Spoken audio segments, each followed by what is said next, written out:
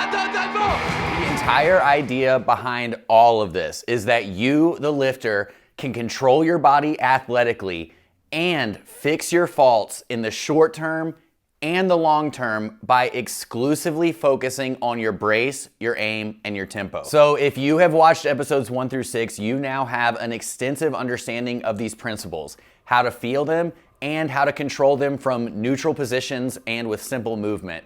But everything that we've done up to this point is just groundwork. In order to take all of this to the next level, we have to make sure that your body with your specific lever lengths is in the right position to be able to control all of this movement.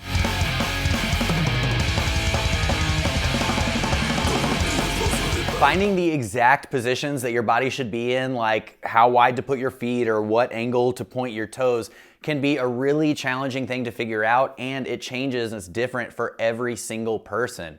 But it is very easy to improve your positioning by feel when you allow your brace and your aim to decide where your body should be. So we're gonna be covering the 2 most common positions used in weightlifting, the squatting position and the pulling or the deadlifting position. To find exactly where and how you should stand while lifting, we're gonna be testing your ability to hold a perfect brace and aim through your movement. The feedback that you need to be looking out for is actually very simple. Did you hold a perfect brace and did you hold a perfect aim? If so, awesome, then your positioning is probably pretty good. But if you are unable to maintain control, or if you lose position, even if it's only for a millisecond or a centimeter of your movement, you are actively becoming disconnected from your power. If that happens, then we know that the positioning you are in is limiting your ability to control your lift, and that is what's gonna give us the feedback that we need to be able to correct it. This is tedious for sure, but it's also very simple. So you'll be able to self-assess and correct yourself almost instantly. If you're having trouble feeling these movements, or even if you're not, it can be a really good idea to record yourself and then go back and watch the video to help assess after. But you have to remember the most important thing when you're recording yourself. Do not think about what that video is gonna look like 30 seconds from now. You have to focus on what your body is doing in the movement. A video is only good to help you assess that movement after the fact, and you can use that to either confirm or challenge what you felt, and then use that feedback to make your next lift even better. So now we'll cover picking your positions for the squat and the deadlift. This does require you to get up and move around some, but it's probably a good idea to watch the next minute or so of me going through this first, and then run it back and do it along with me so that you're able to know what's coming and then assess your positions as we go. If you have a good handle on understanding brace and aim, then you are going to make quick work of finding your positions. If you need a refresher though, be sure to reference episodes 2 through 5 of this series. This will be similar to what you've done in other episodes, with one major difference. The intent right now is to maximize your ability to feel, control, and lock in your brace and your aim. As we go through your squat and your deadlift, I want you to experiment with changing your positions to feel the differences. Very small changes here will make you either feel more locked in and more powerful, or you will feel weaker and unable to maintain your brace and aim. So let's look at some of the common positional discrepancies, what they mean, and how to positively change them. First, let's work on deciding your squat width. For this, I want you to set your foot width between your hips and your shoulders and turn your toes almost completely straight forward. If they're turned out very slightly, that's okay. Set your 3 braces. Extend your lats with full retraction around your spine, press your abs out as hard as you can, and set your foot's tripod and burning active arch on the ground. Now that your braces are locked in, remember to keep your mind's eye on loading your midline on the way down and using it as your aiming position to stand back up. When you squat, if your stance is too narrow, you will be unable to maintain your brace at the bottom range of motion. In a normal squat, your hips spread out and your braced abs should feel almost like they're pushing through or in between your legs. Squatting like this, though, makes it incredibly likely for you to internally rotate and disengage your hips, relax your abs, and lose tension in your lats, simply because your abs are stacked on top of your legs and they don't have anywhere else to go. So they're sitting on top of them instead of being able to pass through them. If this is happening, shuffle wider. On the other hand, if your stance is too wide, you will probably be able to maintain much more tension in your torso and your hips as you go down, but your range of motion will be severely limited.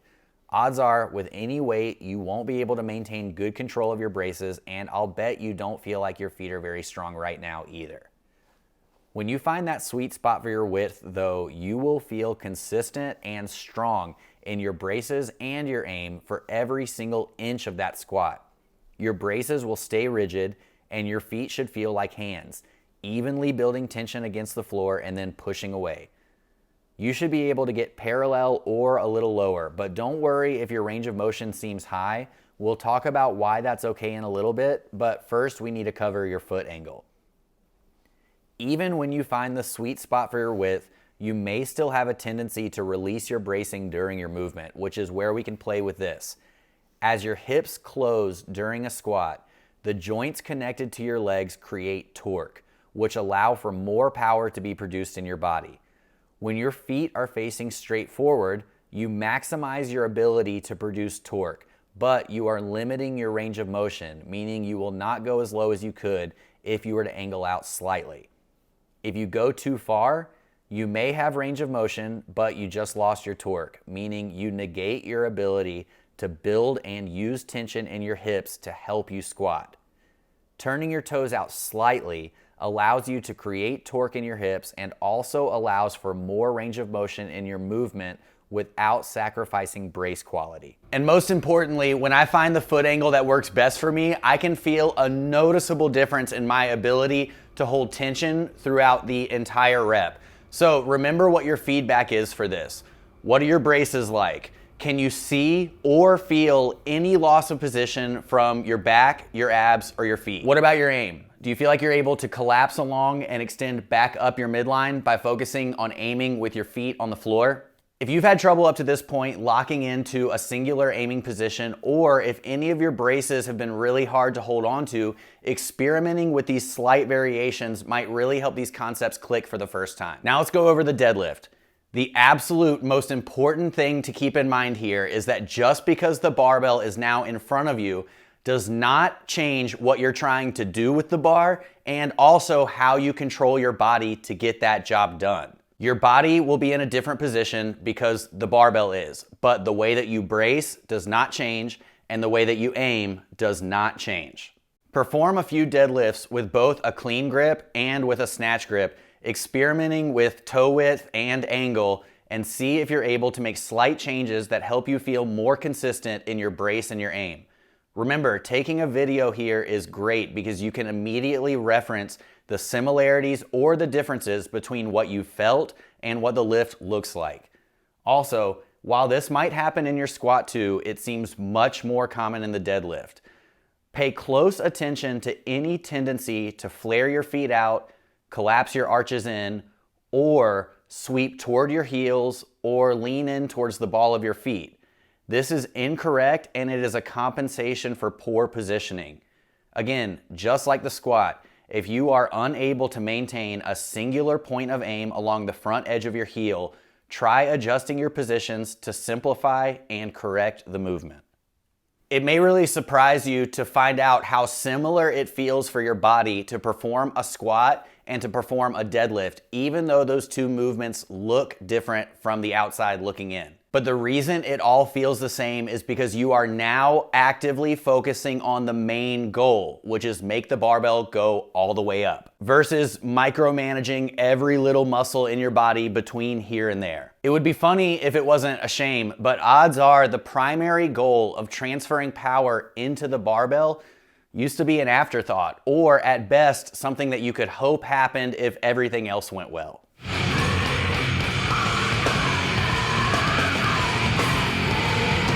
Now that you've made it this far, let's talk about how to use these new bulletproof positions to get the most out of your range of motion and warm up mentally and physically for heavy training. This only takes 60 seconds, and I promise you, if you start doing it daily, it will be the most productive 60 seconds of your entire warm-up, and it's called an active squat. A really common way to warm up your bottom position for the squat is to just sit all the way down there, get comfortable, and then set your position. This is a horrible way to warm up for the squat though, because squatting is not about arbitrarily being at the bottom. It's about how you got there and how you get away from it. So if you relax your body to rush to the bottom of a squat, you are shooting your athletic development in the foot because you're squatting with no consideration for how the entire movement is dependent on your brace, which, as I'm sure you remember, has everything to do with transferring power. So it is far more important to lock in your braces and then go as low as they will allow you to go, as opposed to just saying, I go to bottom, I come back up. We want to develop power and athleticism. You don't do that by squatting like a bouncy ball. You do that by rigidly bracing so that you can transfer power against the floor, through your body, and into the bar.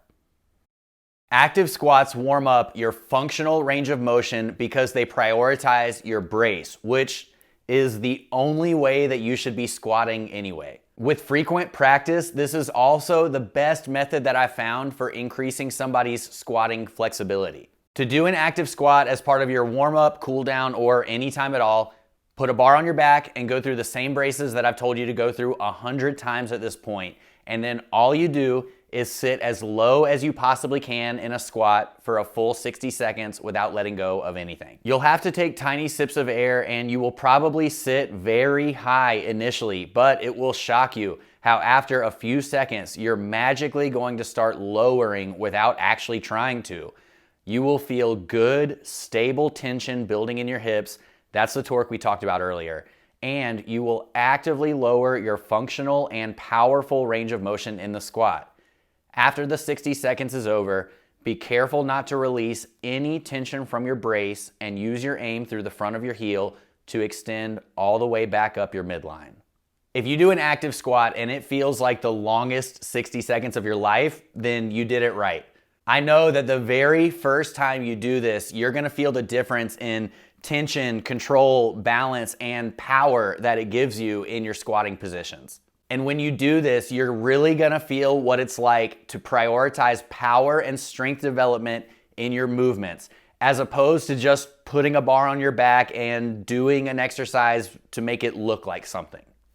Episodes 8, 9, and 10 are gonna be how to snatch, how to clean, and how to jerk.